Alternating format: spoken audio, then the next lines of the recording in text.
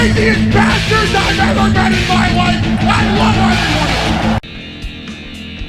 Crazy bastards, sons of wrestling, yes, back again. Here we are, leading up to Extreme Rules on this go-home show of Raw, and the last few weeks have just been not there, if you know what I'm saying.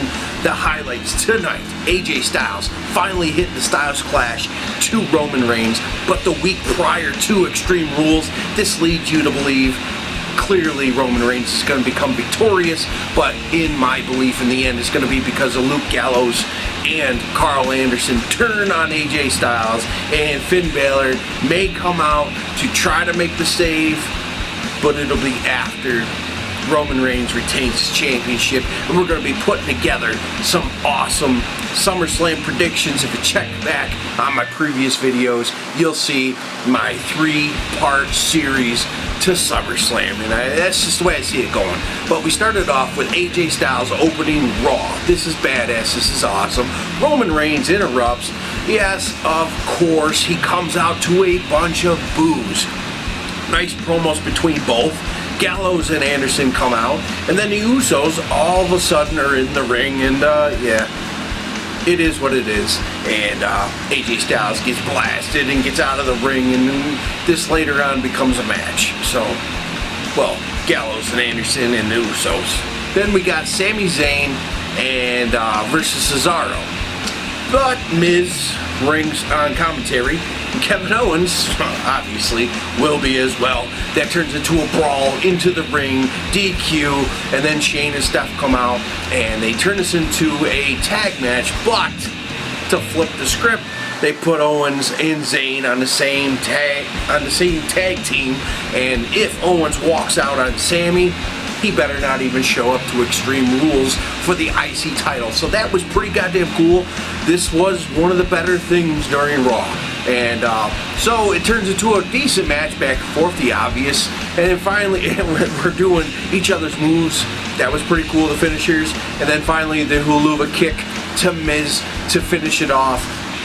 And then Owens super kicks Sami Zayn there at the end. And it is what it is. But Kevin Owens, Sami Zayn, that has just awesomeness all over it. Cesaro, anything you throw him into, you know, it's going to be badass. So we'll see where it goes. Epico and Primo are back. Who gives a fuck? Seriously? Who gives a shit? Against two locals.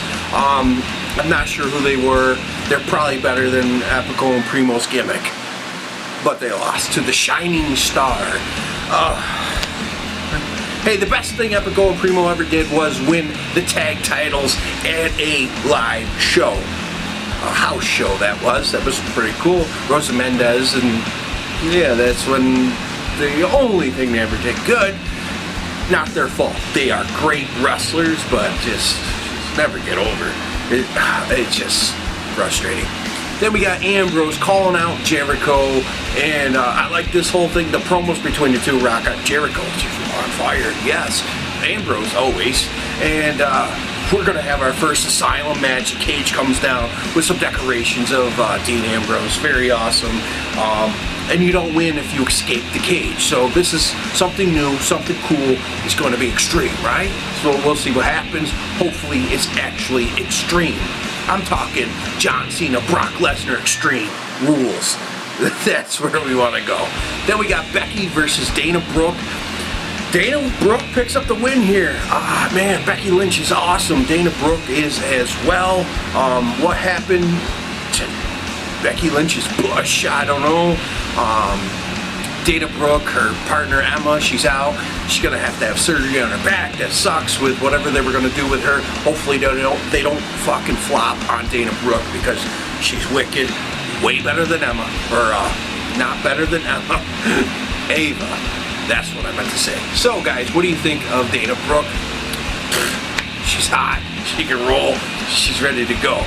Then we got Golden Truth finally becoming a tag team, finally, against Breeze and Fandango, and it's like called Breeze Dango or some shit, whatever. Golden Truth, they just are not putting it together. R-Truth blast Kurt, or Gold Dust in the head, and yeah, they lose, and eventually they're going to be the cohesive unit. Obviously they will be, and they're at the end of their careers, so tag teaming, hell yes.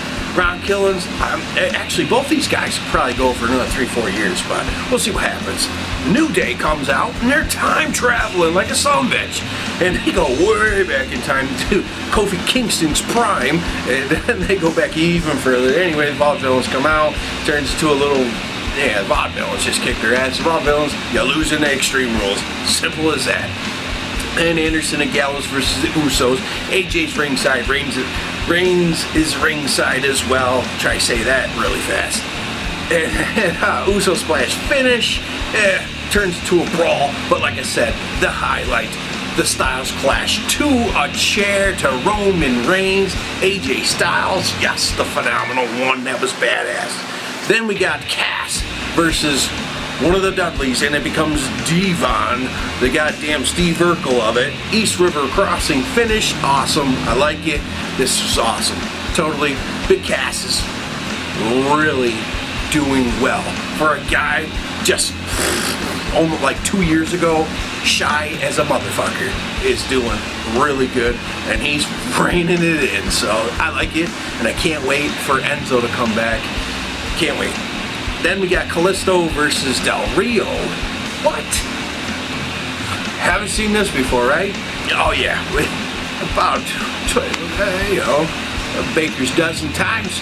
Then we got turns to do a backstabber finish, but Kalisto is distracted by Rusev, but the League of Nations is done.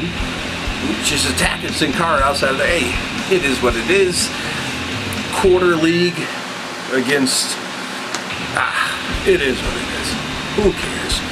Hopefully Kalisto fucking takes care of Rusev at Extreme Rules, but holy hell, looks like he was broken in half. I wish fucking JR was there. Goddamn, Kalisto was bent in half. I mean, seriously, the back of his head was touching his asshole. It was insane. that was just nuts. I've never seen an accolade locked in like that. Iron Sheik was probably like, whoa, son of a bitch, that's badass. And then we turn into Shane and Steph coming out for the Charlotte and Natty contract signing, and it turns into Rick will not be allowed at ringside during this match, and it is what it is. Charlotte gets locked into the sharpshooter. Ric Flair is ready to fight. Steph slaps the shit out of him. So, there you go. End of Raw, going to Extreme Rules. What are you guys looking forward to? Personally, if they allowed AJ Styles the title just for a short little run, could you imagine the sales? Could you imagine the goddamn people tuning in on Monday Night Raw? I bet you, guarantee you, the ratings would spike. Just a thought. Catch you guys next time.